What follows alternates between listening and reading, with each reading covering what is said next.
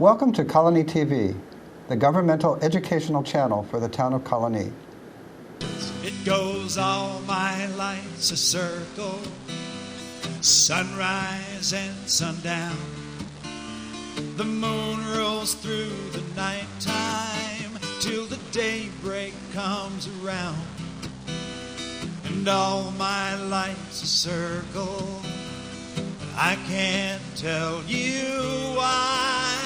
Seasons spinning round again, the years keep rolling by. Top of the morning, or evening, or afternoon. I'm Joe Doolittle, and this is Story by Story. Sharing the human experience. I'm Kate Dudding. And Kate and I are storytellers, and our position is a little different today because Kate Dudding is in the guest chair instead of the host chair. She's actually wearing two hats. Although, Kate, you're not wearing it. At any rate. Virtual hats. So Kate's going to be our featured teller here on our wonderfully fun show to do, which we like to bring you for a couple of different reasons. We like to share the influence and the history and the wonder of storytelling as an art form. We like to encourage you to maybe try it yourself, either as a listener or as a teller. And we like to tell your friends about it, that it's happening right here in our hometown, Albany, New York, the Capital District, where we all live. How about that, Kate? Very good summary, Joe. Yeah. And I've had a wonderful summer today. Well, why don't you tell us about that? Well, I hope you all have had a wonderful summer, because with the exception of these thunderstorms that go whomping through, we've had a green time. And my granddaughters visited with their mom and dad the week before the 4th of July. And we always make a list, of things. And this weaves the story, because we're going to talk about people that have made a difference, right? Well, I have a friend and neighbor, a guy named Joe Benna, who is a wrestling coach at Niskayuna High School, retired, and returned to the mat as a coach at Duanesburg High School for 10 years. And in his 70s, he was coaching kids. And when Benna coaches, everybody wrestles. I mean, I've never met a person who could enthuse people to do a sport, but Joe Benna can. And in his career, he's influenced a lot of lives, among them Jeff Blatnick and many state wrestlers, champions. So about 8 months ago or so, Joe Benna had a stroke. Oh. And it was the week before the state championships at the Times Union Center. And Joe Benna, being Joe Benna, said to his middle kid, John, from his bed at Sunnyview, he says, "Bring the car around tomorrow because we're going to the state meet. I got a kid in the championships." And when Joe Benna arrived at the Times Union Center, and his son pushed him onto that thing, the whole place went ballistic. And he got a standing ovation, and it was just wonderful. Now, I'm telling you this because the other day in the Price Chopper, as I was shopping to get ready for the kids, I look over, and right among the tomatoes, who do I see but Joe Benna? And he looks like himself, and he sounds like himself. And we're coming up to the 4th of July. And the 4th of July is a big deal in Alplaus. Alplaus, as you know, is a hamlet without a real four-way stop sign. But we do have a parade. And every year for years in the parade, Joe Benna has had his 1954 Morgan convertible. Ooh. And he is an active member of the English Sports Car Club. So I compliment him on how he had looked and how well he's done and how proud and happy we are for him. And I says to him, "Have you been able to get the car ready?" He says, No. He says, but the boys, the other guys in the club, will have cars in the parade, and I'm going to be the grand marshal, kind of. I said, "What does that mean?" He says, "Well, I'm going to sit on my porch, and they're all going to go by, and I'm going to cheer and wave." I says, "Oh, that's weird." So we decided to go to the parade with the tribe, and it's wonderful because you meet your neighbors. It makes you just feel like home. And we walked up and we said hello to Joe and his wife on the porch. And we nosed the guys in the parade that were driving the car, and we ducked some water balloons. It was just like Americana auto. But here's the piece de resistance. If having been healthy wasn't the best thing, you asked me what could be the best thing. What could be the best thing? Just as we're packing up our folding chairs, someone says, "Hey, look up there."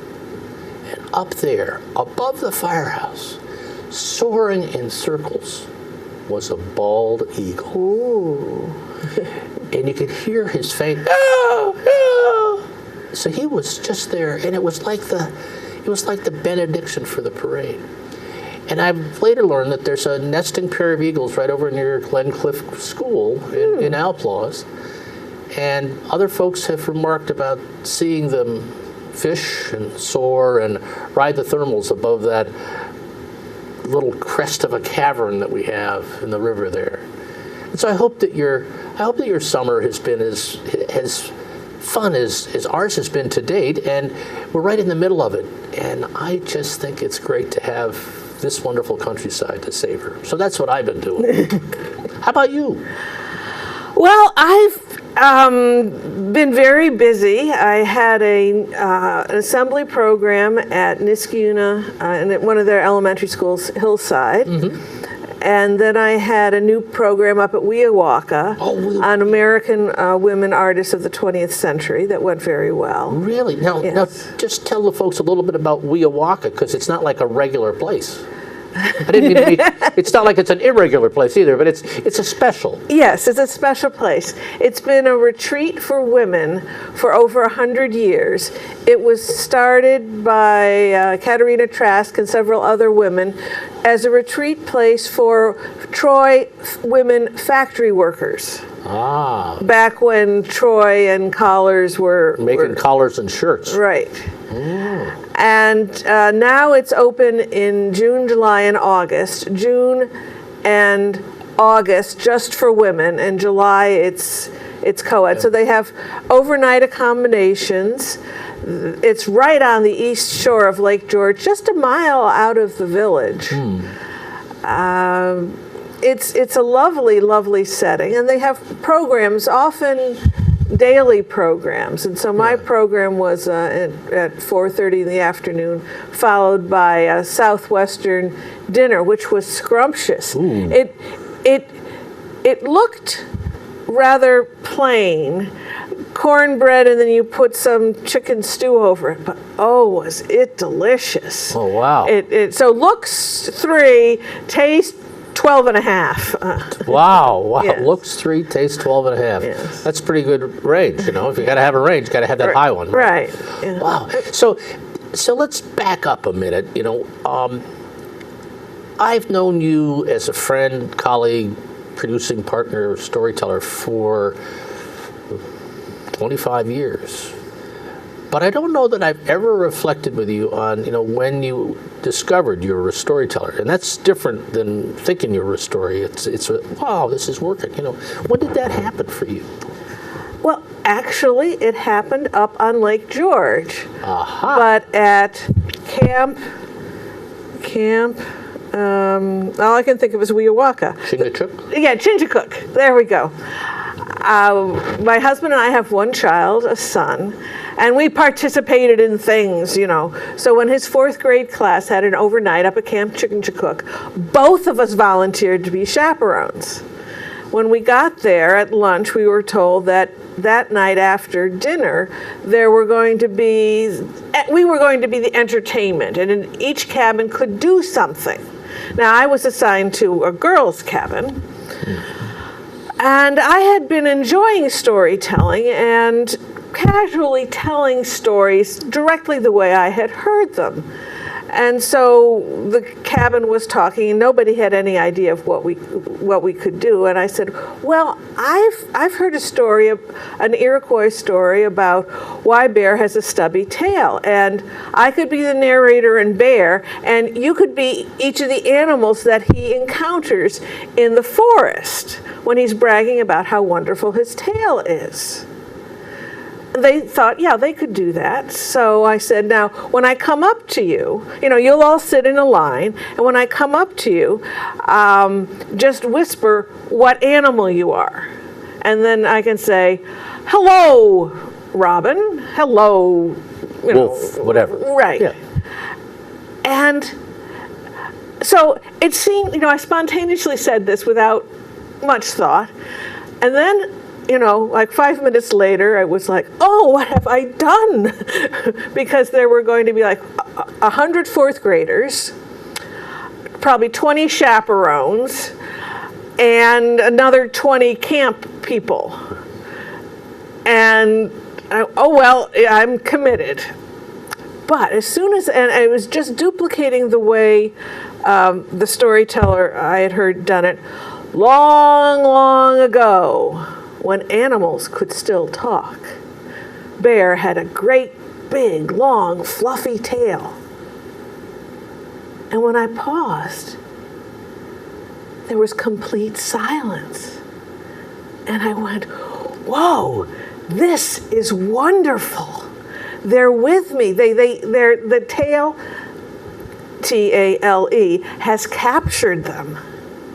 And it went very well with the girls. One of them sort of froze, so I knew that I had to ask her questions that she could just answer with a yes or a no. Mm-hmm. And that worked well, too. And that came from being a mother. Yeah.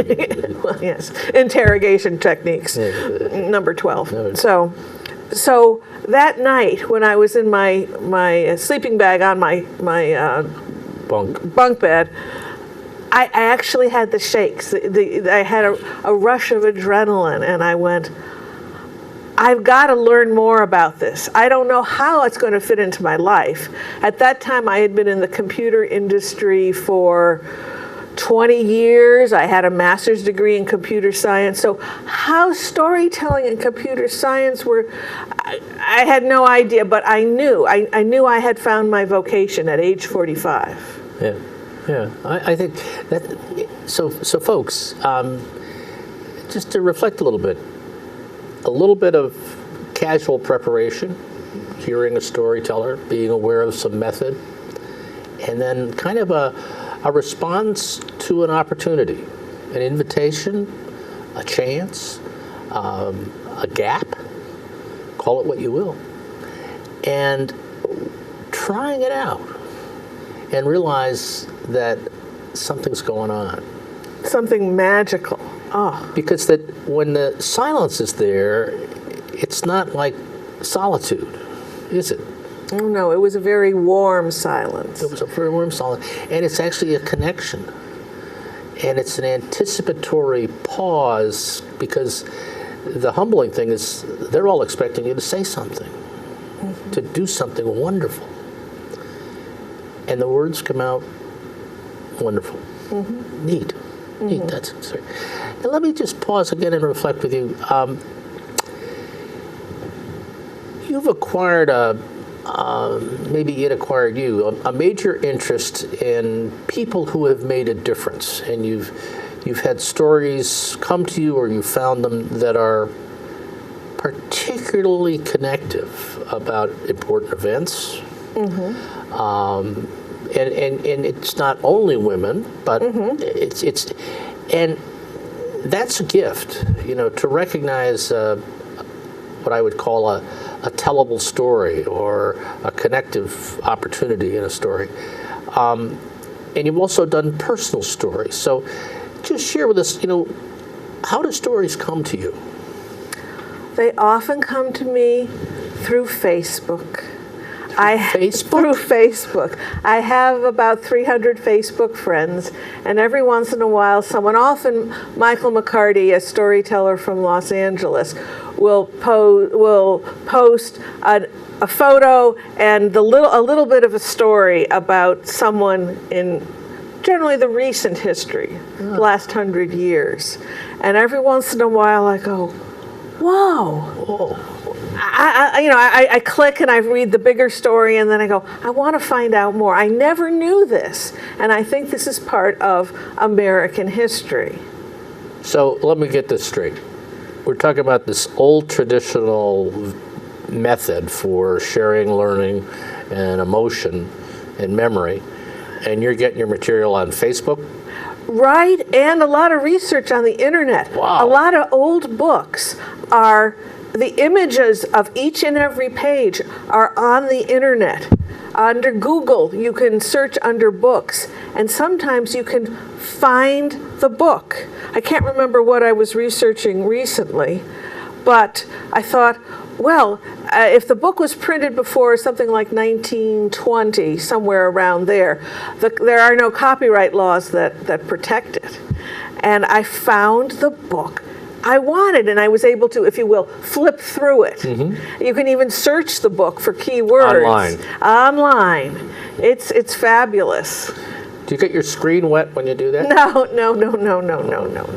It's a virtual kind of virtual hat, virtual flip. And so often, once you've had the idea or the suggestion, you're able to get what historians would call primary sources on a lot of this. Yes, people. what I really search for is the people's own words, because I find them so revealing. Mm-hmm. And the story that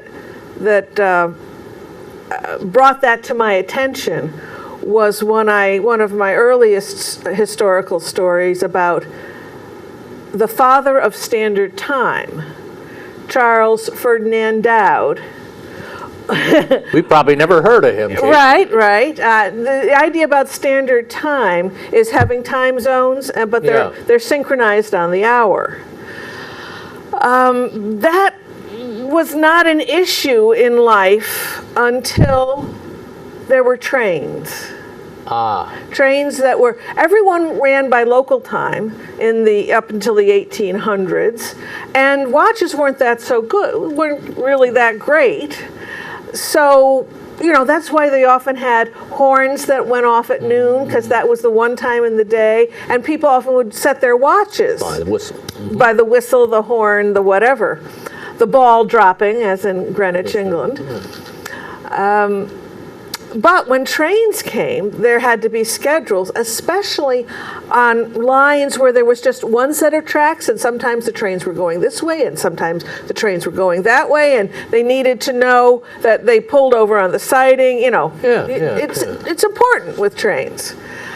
And what each of the 800 train companies in the United States in the 1800s decided to do independently was to pick the largest city on their route, and that was the time they would use on their schedule. So that meant in Albany's train station, there were 4 clocks. One for Albany time, the local time, one for New York City time, which wasn't that different. But the Boston clock and the Buffalo clock were quite different from each other. Well, you would expect it of Boston and Buffalo, right? The sun traveling, and Charles Ferdinand Dowd, who was the head of the Temple Grove Ladies Seminary in Saratoga Springs. And it's located on the northeast corner of Congress Park, what is now the Skidmore Apartments. Wow. That was the building that the Temple Grove Ladies Seminary was in. And he had nothing to do with trains. He was a Presbyterian minister, but he thought it was not right. And he decided to solve the problem. And he very quickly came up with the idea of having time zones. And then he had to convince the train companies of it. And he lobbied for over 10 years. But he finally convinced them, and a day in November of 1883 was the day with two noons, because that was the day that the train companies were going to synchronize at noon. That they were sending telegraphs off to all the stations in first the Eastern time zone that this is noon. Start your clocks, or push them forward, push them back, whatever you have to do. Synchronize your watches. Synchronize your watches. And I thought when I was researching this, if the Saratogian existed then, and I bet it did, and it did, I would have sent out a reporter to interview Charles Ferdinand Dowd on the day of 2 noons. So I looked up in their newspaper, their microfiche, that day and the day after, and there was an interview with him. And it was a beautiful interview, just what I needed, because it was just question and answer. It wasn't any, it was just what I wanted. And the last question was, did you receive any pecuniary satisfaction for your work? Pecuniary, you don't... I was going to say it's a new word for this age. Yeah. Yeah, money. Did you get any money for this? And his answer was, no, other than selling my booklets, which described my idea. I didn't receive any money for this. But for me, it was a labor con amore, and that wasn't translated into a labor of love, just a labor con amore, and I am pleased that the solution to this problem has been implemented in my own time. Wow. And so I went, he wasn't bragging. He was an intellectual. He was pleased that it had happened. He had stick-to-itiveness. So while a Canadian is known as the international father of standard time, Charles came up with the 4 in the United States. He came up with it as a labor con amore. Right, and then this other guy said, well, we can take it around the world. No. Anyways, you know how PR goes. It comes and goes. Let me just ask you, labor con amore has such a wonderful ring to it. Is that the name of the story that you finally came up with? I think it's just the father of standard time. It could have been that, but then it's... Well, that would be a very good name, because people would go, what the heck is this and what is it about? Mm-hmm. Well, because, the whole reference to your story about yourself is you were a computer person, and then you found your avocation and you began your labor con amore, and for all of us, I would wish that we would have a vocation, a labor con amore like that, because it's kind of what brings real resonance to life. And now it's like...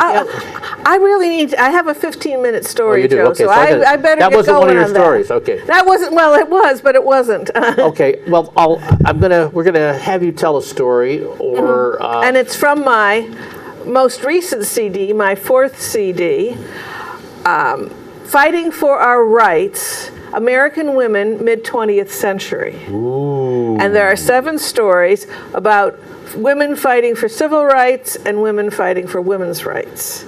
And this is one of the more surprising stories, I think. I think you should tell that more surprising story. Thank you, Joe.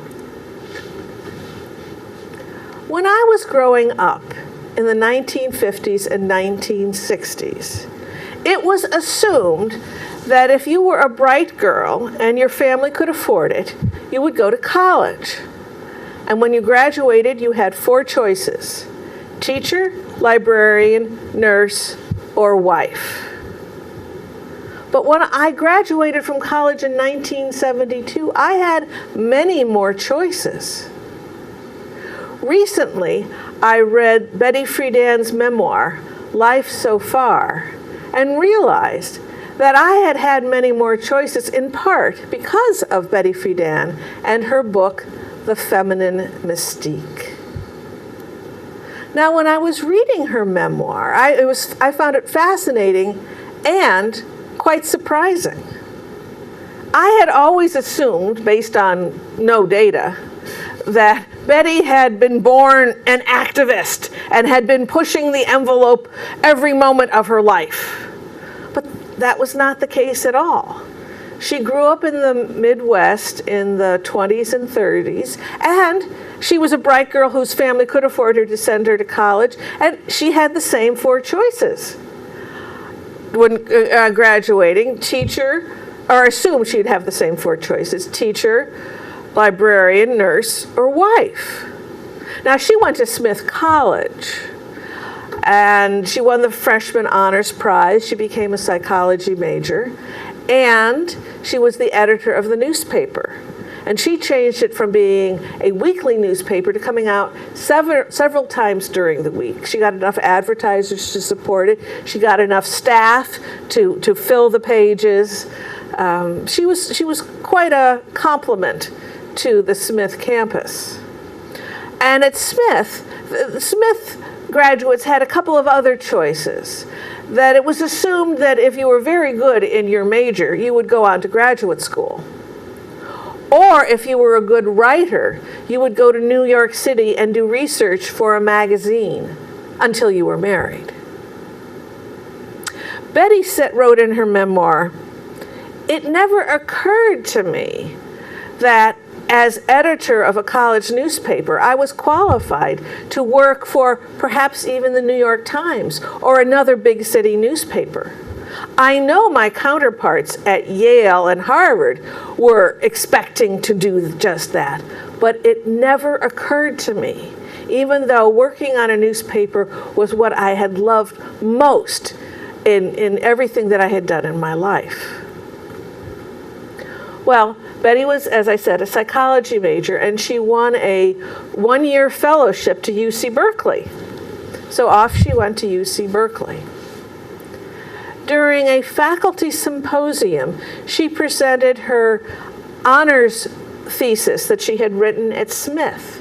And afterwards, her advisor said, "Betty, that was fabulous. You could have used that as your master's thesis or even your PhD dissertation."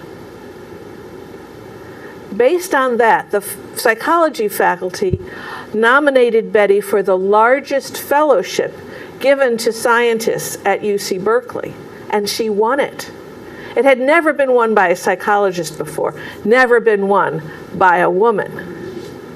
Betty's asthma got worse, and she broke out in welts all over her body.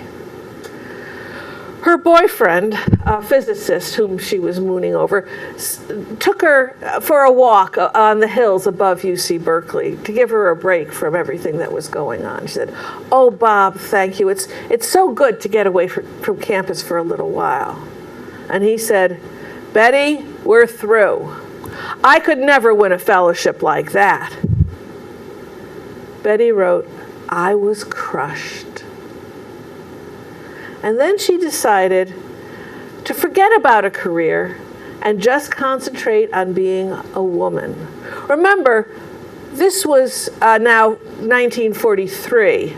Freud was really big in the psychology field. And Freud wrote, "It is woman's nature to be ruled by man, and her sickness to envy him." Yeah. So Betty did not accept the fellowship, which would have taken her all the way through her PhD, paid for all of her classes and everything else. She dropped out of grad school. I thought, "Betty, you didn't need to drop out of grad school. You just needed to find a more supportive boyfriend." Well, maybe there weren't a lot of them around in 1943. I don't know. Yeah. So Betty did go to New York City and work for a newspaper, but it was a newspaper run by a labor union. So it wasn't the high-ranking, no. She got married the following year to a man who worked in the theater as a stage manager. So his job wasn't the kind of, steady employment that a family might need. Betty continued working, and she always felt badly when she made more money than he did. The next year, she had a baby. She took a year's leave of absence and then went back to work.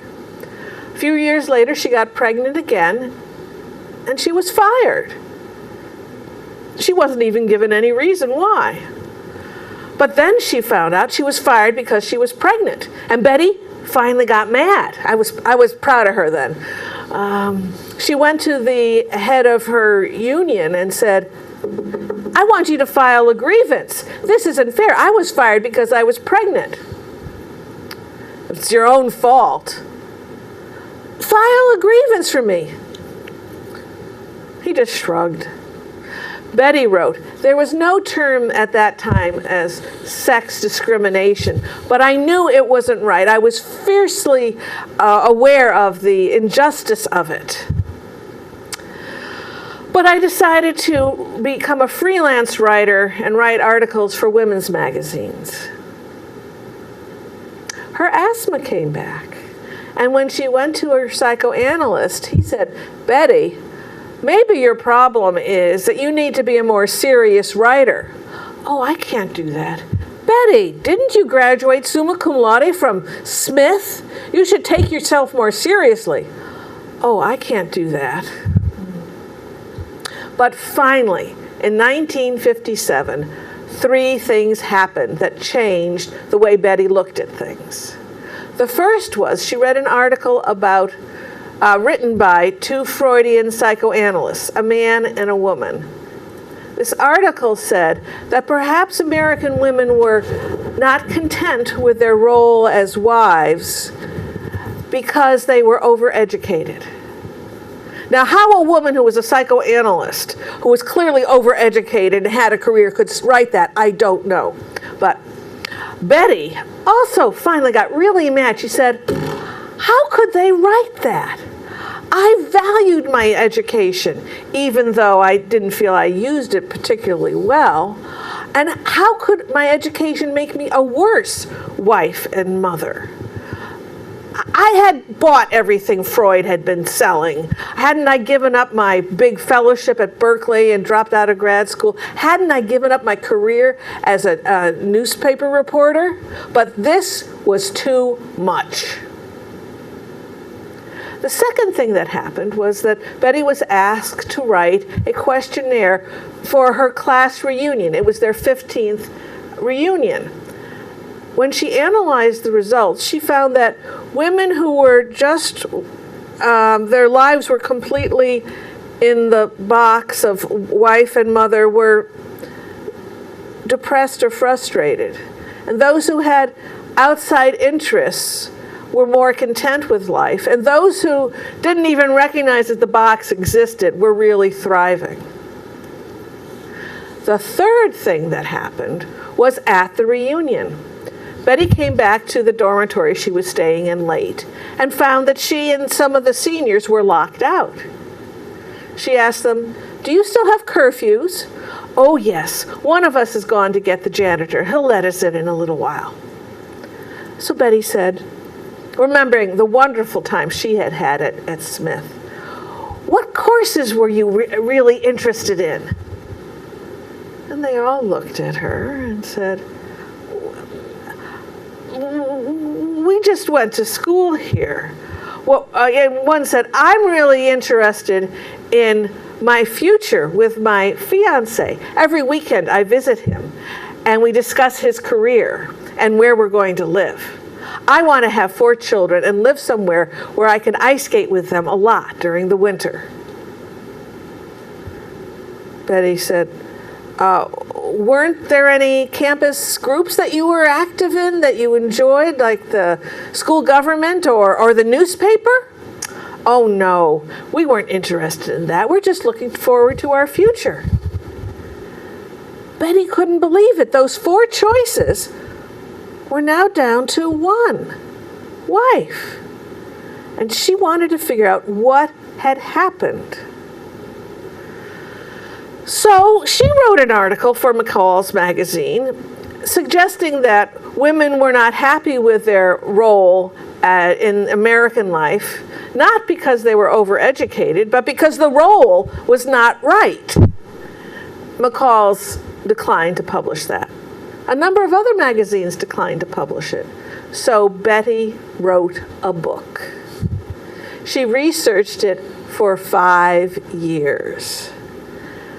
As part of her research, she discovered that Freud had written a letter to a colleague that said, despite my studying women for over 30 years, I still do not know what women want most. Now, at this point, I got really mad because I knew the story of Sir Gawain and Dame Ragnell, which was in the 5th century, a King Arthur tale. And what women want most is their sovereignty, their right to make choices. And it was known in the 5th century. And Freud was studying women for 30 years, and he didn't trip over that little fact. Mm-hmm. And he had the nerve to write about women, even though he didn't know what women wanted most. I also was a psychology major, but I had never bought into what Freud was selling, especially this penis envy business. I mean, I have personally never experienced penis envy. The closest I ever came was when hiking, and I would desperately be looking for an outhouse instead of a substantial bush. And then there was a little envy, but it was only because it was exterior plumbing, not what Freud was trying to sell. And the uterus. Now, the uterus is a nifty organ, but you never hear about uterus envy. But this is a digression. Back to Betty. So Betty's research, not surprisingly, discovered that Freud's idea of women's role was a major cause of the feminine mystique. That's what she called the idea that women should be satisfied with just the role of wife and mother. She concluded that while perhaps it had been true in Vienna in Freud's time, it wasn't true anymore. She ended her book, "The feminine mystique is no longer a valid guide to women's lives because it is obsolete. A woman has the power to choose and to make her own heaven or hell." The book was published in 1963. Betty was 42 years old. It made the New York Times bestsellers list. In fact, it only fell off the New York Times bestsellers list when her astonished publisher couldn't keep up with the demand. And once the books got back out into the bookstores, it went right back on the bestsellers list. She sold 3 million copies in the first 3 years. Whenever she spoke, women would come up to her afterwards and say, "I'm so glad you wrote that book. I thought I was the only one who felt out of place." Now, the Friedan family were suddenly wealthy. They bought an apartment in the Dakota Building on Central Park West in New York City where John Lennon lived, and a summer home on Fire Island off of Long Island. That was the public part of what happened with the feminine after the feminine mystique. The private part, Betty's husband started beating her up. A colleague in the women's movement later wrote, "At that time, if you knew you were going to be on television with Betty Friedan, you always showed up early to help her with her makeup to hide her black eyes." At least once, her husband tried to push her out of a moving vehicle. Luckily, a friend witnessed this, had her husband stop the car. The friend got Betty into his car and he drove Betty home. He happened to be a divorce lawyer. He said, "Betty, you can stop all this. Divorce him." "I can't divorce him. I need a husband to take me places. I'm a Smith graduate. Smith graduates don't get divorced." "Betty, he could have killed you just then. Get a divorce. Stop all this." "I can't get a divorce." It hurt me so much that while Betty could fight for women, she couldn't fight for herself. She stayed with her husband for 6 more years, only divorcing him finally when she said, "I was afraid that the scar tissue around my eyes from all the black eyes was going to become permanent." Some choices are hard to make. Perhaps some activists are born pushing the envelope every moment of their lives, but others, like Betty, are forged by the events in their lives. I am so very glad that Betty wrote that book, The Feminine Mystique, in time for me. Because when I graduated from college in '72, I had lots of choices. I chose to become a computer programmer. I also married right out of college, but I continued working. I got my master's degree 1 course at a time while working, both before and after our son was born. And I continued working, which was just as well because my husband was laid off when he was 50 and our son was 12. He chose to go to law school. because I had a good job, I was able to support our family during that 3-year period. My husband was pleased I could do that, and so was I. Choices. Aren't they what everyone wants? Oh. Wonderful, wonderful, wonderful. And, I guess I've read a little bit, but I was unaware of the physical abuse that the husband had perpetrated. Yeah. And that story probably came to you after you'd read the book and percolated for a long time. Right. Yeah. And it was so clearly related to my life that I just had to tell it. What other stories do you have on your CD in terms of? In terms of women's rights, I have Jerry Cobb and the Mercury 13. Oh. They were 13 women in 1960 who passed the physicals that the Mercury 7 had passed, and who desperately wanted to be astronauts. And they were thwarted at every turn, including by John Glenn. Oh. And the other one is about Congresswoman Martha Griffiths from Michigan, the mother of the Equal Rights Amendment. Right. And she got, the Equal Rights Amendment was initially proposed in 1923.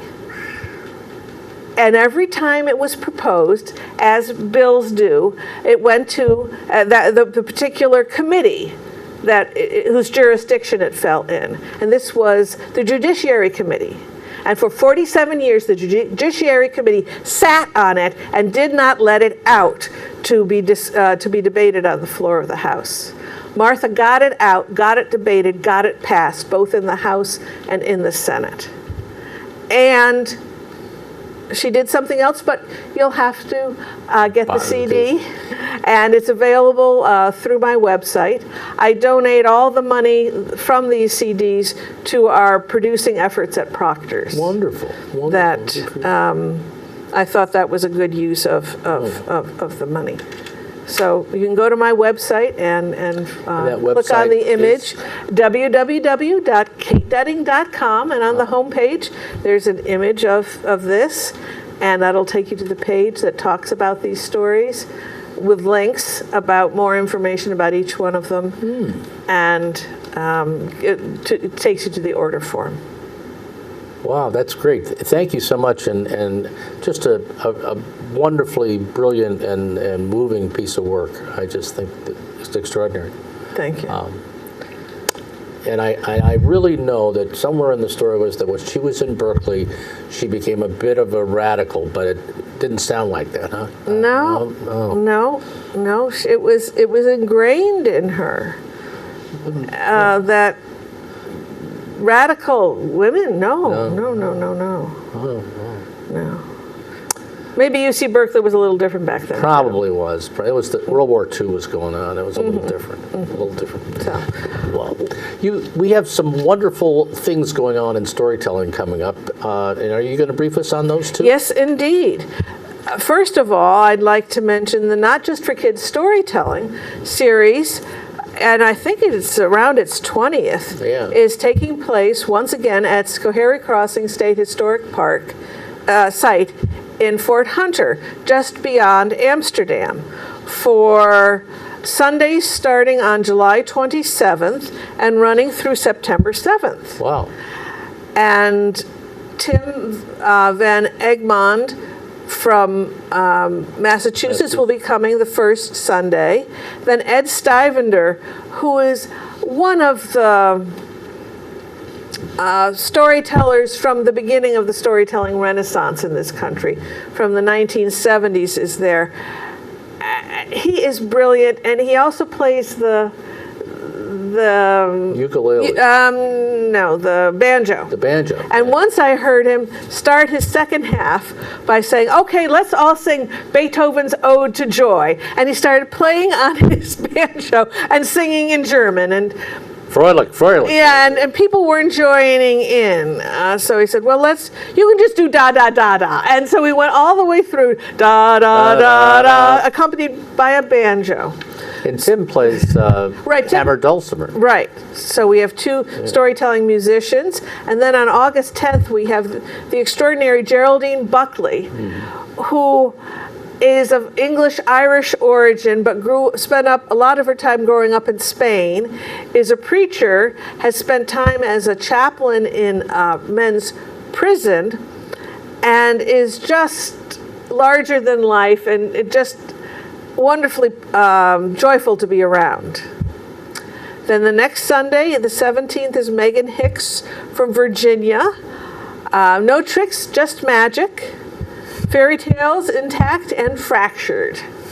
Then Bob Reiser from Massachusetts. Across the Brooklyn Bridge, tales of life, love, and knishes from the land of the Brooklyn Dodgers. And then our very own Joe Doolittle will be ending the series on September 7th, If the Rivers Could Speak, the stories they'd tell. Yeah, that's going to be good. Schoharie Crossing is just one of the little gems. And I encourage, if you haven't been out there, it's a great place for a picnic. The program started at 6 o'clock Sunday evening. And there's some extraordinary people there telling, not necessarily me. Rob Reiser, by the way, co-authored a book with Pete Seeger about the music and culture of the civil rights movement, which is just a great bit of history. So he's quite extraordinary. Yes, and so that's Sundays at 6, July 27th through September 7th. Now, the first Tuesday, Tales and Stuff, is on vacation in August. Right, we're on vacation. But in September 2nd, which is right after Labor Day, which is September 1st, Claire Nolan will be there. Stories that spin like wheels. Yep. She rides her bicycle most places. And so she has a lot of wheel-spinning stories. And I think, thanks to Marnie Gillard, we've begun to hit our stride at Arthur's. We just had a wonderfully charming evening with Marnie, and some other wonderful people showed up on piano, on harmonica, poets, and it was just fun. And the food was good. The food is very good. So it's just a great thing. So we'll hope to see you at Arthur's sometime on the first Tuesday of the month.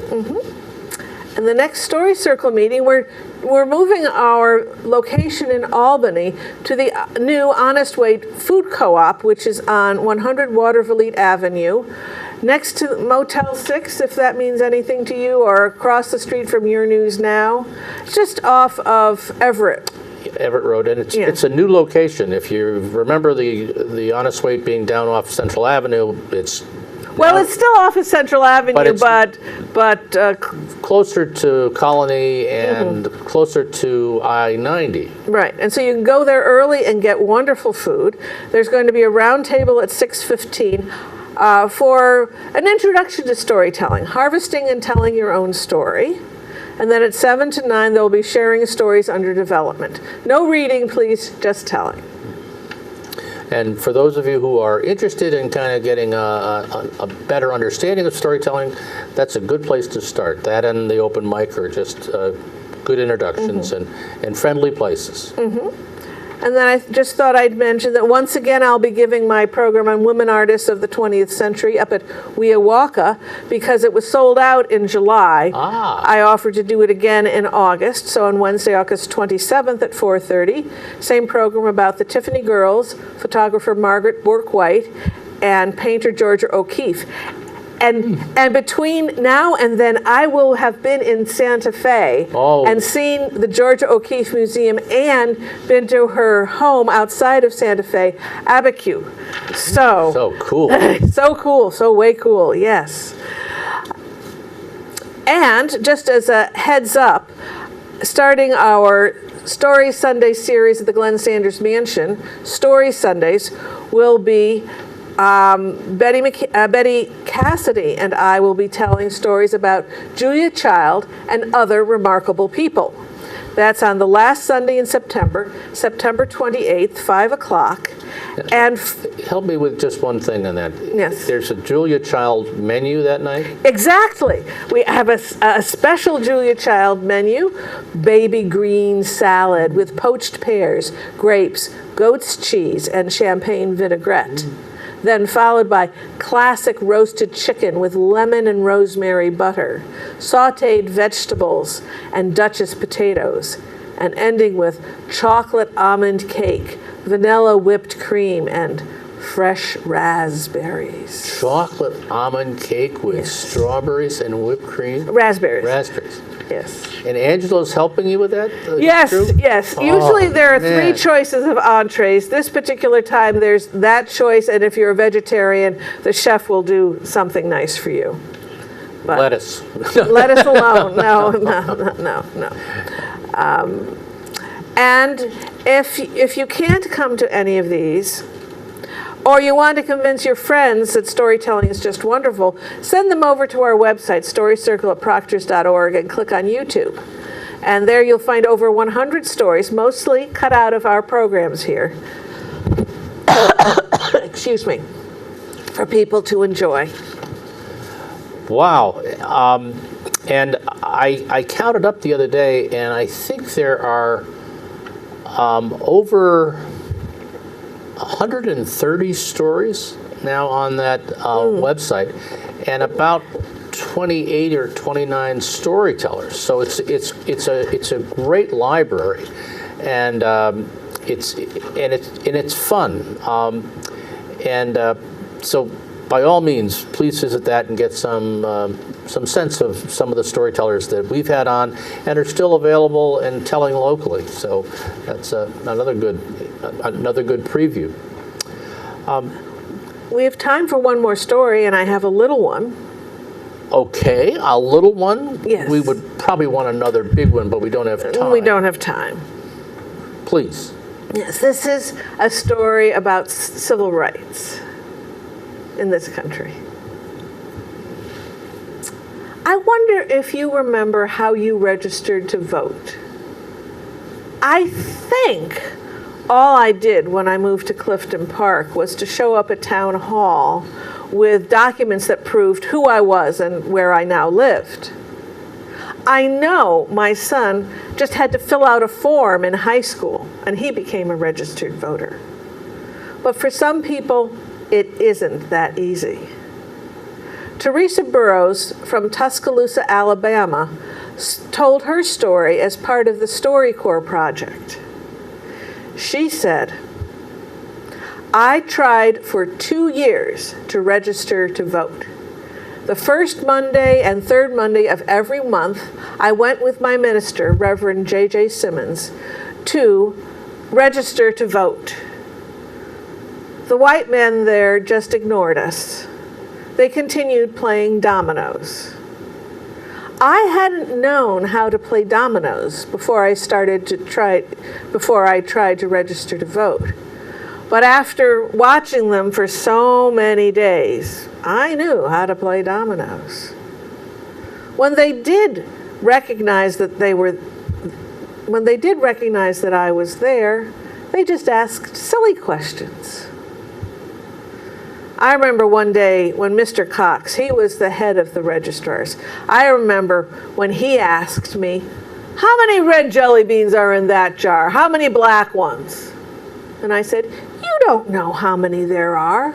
And he said, "You just shut your black mouth. Just shut up." Well, on the Sunday before the next Monday to go to register to vote, I told my minister, "I'm not going. I am not going to be embarrassed like that again." And Reverend Simmons said, "Do you want to vote?" I said, "Yes. We are going to go there as long as that building is there. Every time they open that door, we are going to walk through it. I'm going to pick you up at the regular time tomorrow. Be ready." And as it happened, that day, Mr. Cox asked me to recite the preamble from the Constitution. I don't think he knew it. But when I finished, he said, Today you're going to get your cards to prove that you've registered to vote. We're tired of seeing your black faces around here. So that's how I got my card. We voted in the next election, and it was wonderful. But I thought it shouldn't have been that hard. I knew it shouldn't have been that hard. Now, as hard as it was for Teresa to register to vote, for other African Americans, it was much worse. Some African Americans who were tenant farmers, when the owners of their property found out that they had tried to register to vote, they got thrown off the property. Suddenly, there were families who had no place to live and no jobs just because they tried to register to vote. I wonder, what did they do? Where did they go? How did they survive? For some people, like my son and myself, registering to vote was a forgettable experience. But for others, it was something they remembered all the days of their lives.